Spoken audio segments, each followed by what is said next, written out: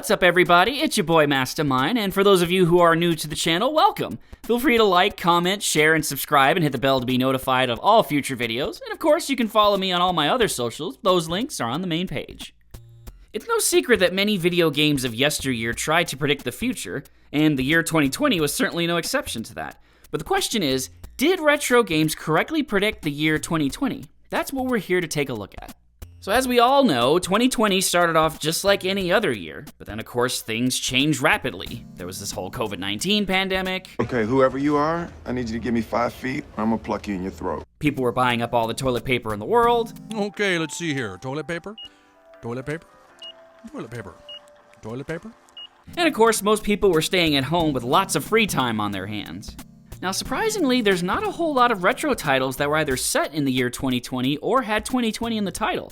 Most retro games were either set either the year before or years after. But nevertheless, let's take a look at the few titles that were and see if they got it right. Our first game is Raid 2020, which came out here in the US back in 1989 on the NES. Now, for those of you who never played this game, it's notoriously bad. But hey, if you don't believe me, just ask the Angry Video Game Nerd, or better yet, just watch his review of it. Anywho, the plot of this game is that in the year 2020, a plague of narcotics has put a stranglehold on America, and a drug kingpin by the name of Pitbull It's Mr. Worldwide. is the mastermind behind all this. And you, Shadow, are the last hope of humanity. So, did this game get 2020 right? Well, while in 2020 there certainly were no jetpacks, robot drug dealers, or drug satellites, there is still piers, boats, and high-tech cities.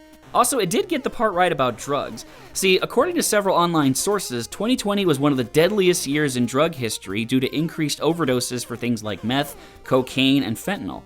So yeah, drugs were definitely still a thing in 2020, and we're still fighting the war on drugs to this day. But just like the game wants you to remember, winners fight drugs, and winners need no drugs. Next up on the list is Super Baseball 2020, which originally came out in Japan for the Neo Geo back in 1991. It's pretty much your standard baseball game, but since it is set in the year 2020, some of the players, as well as the umpire, are robots, and teams consist of both male and female players, so there's no separate leagues or divisions. The batters also kind of just teleport onto the plate rather than just walk to it, so that's another interesting thing that they threw into the game. So did this game get 2020 right? Well, baseball was definitely still a thing in 2020, but we didn't have robot baseball players, and we definitely didn't have unisex baseball teams.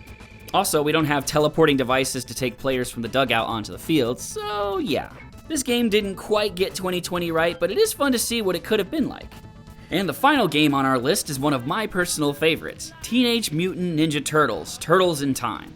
This arcade beat-em-up was released back in 1991 before being ported to the Super Nintendo in 1992. Now, while the game itself as a whole is not set in the year 2020, there is one level that is. Neon Knight Riders.